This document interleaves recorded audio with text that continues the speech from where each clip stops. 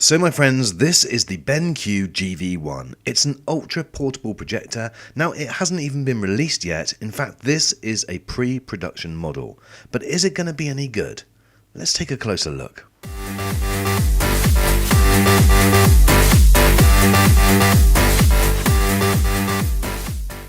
Okay, and here is the star of the show, the BenQ GV1. Now, as you would expect with any BenQ product, the packaging is absolutely superb. And it comes with two boxes which carry the accessories, and then the other box which has the projector itself. Right, let's unsheath that beast and have a look at this projector.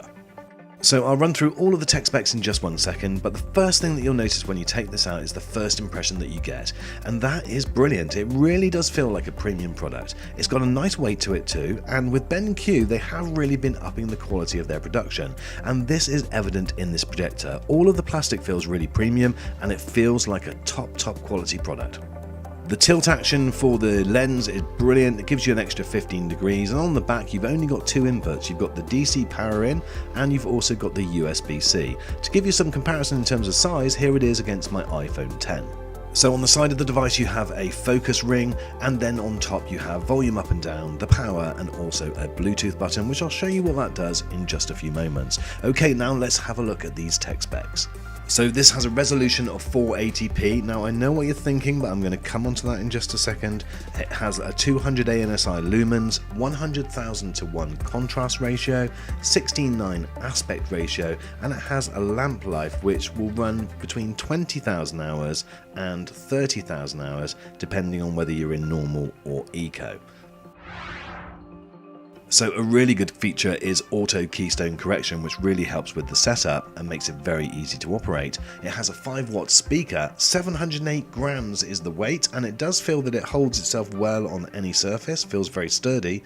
The measurements are 155mm by 80 by 80, and at the time of doing this video the price is yet to be announced, but we understand it is likely, don't quote me, but to be within the 300 to 350 range.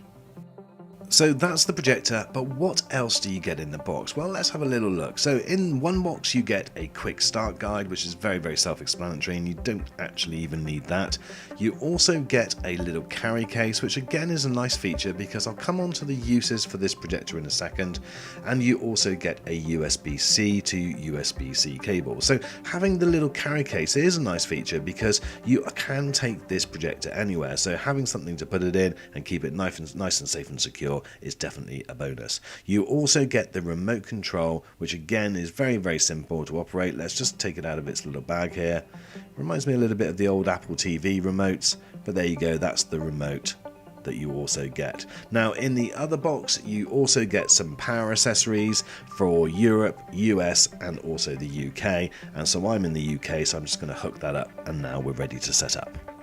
So the team at BenQ recommend that the optimum screen size for this projector is around about 60 inches. Now I've got it here on my 100-inch screen, and I don't think it does a bad job. Yes, when you do go a little bit smaller and go to 60 inches, it definitely refines it and makes it look a bit better, but for illustration purposes in this video I wanted to show you what it's capable of. And you know, at 100 inches this is a portable projector and it's not doing a bad job at all. So another thing that this projector does well is display text. As you can see, I'm scrolling in and zooming in on text on my phone, which is airplaying to the projector, and it's completely clear. Now I mainly use Apple products, and so therefore having the AirPlay function is brilliant, and you can just hook up your laptop and send that image directly to the screen. But this works also with any Android device. You can cast it to it and it works just as well and is very quick indeed. And I was surprised at exactly how quick this actually displayed. Certainly in terms of giving presentations it would work brilliantly, and I'll show you in a second when the room is lighter it still doesn't do a bad job. But web page displaying and things like YouTube videos are also really great.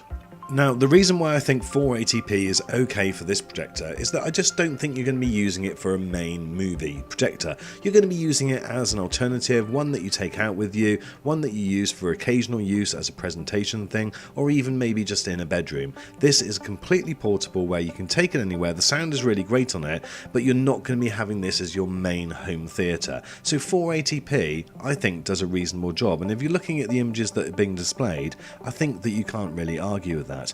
The flickering that you're seeing on the actual projector, that's down to the camera, that's not down to the actual image itself. Now, as you can see, I've just turned the lights on, and again, it's not blown out at all. It's a reasonable quality image. So again, if you're doing a presentation in a lighter room, this projector would work fine, and it's absolutely brilliant because you can take it absolutely anywhere you want. So I'm just going to turn the lamp off to the left of the projector, and that will give a slightly better, more rounded image. And as you can see, it's not bad at all. Now I think that that's down to the fact that this has got a contrast ratio of 100,000 to 1. So yes, it is only 200 ANSI lumens and it is only 480p, but with that contrast ratio, it does help to produce a better image.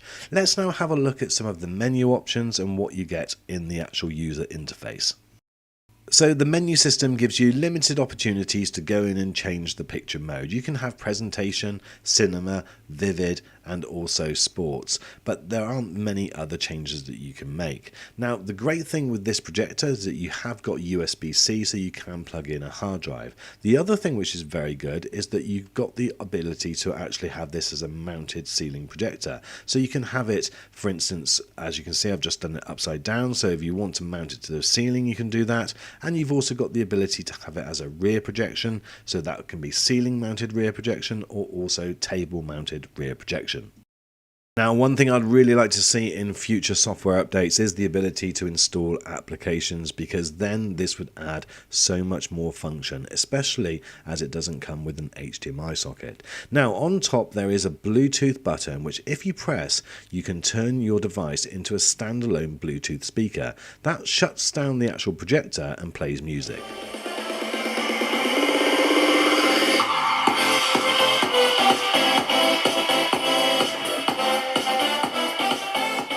So my friends, overall, I'm really impressed with this little device. I think it looks absolutely fantastic. It's got a really good build quality to it.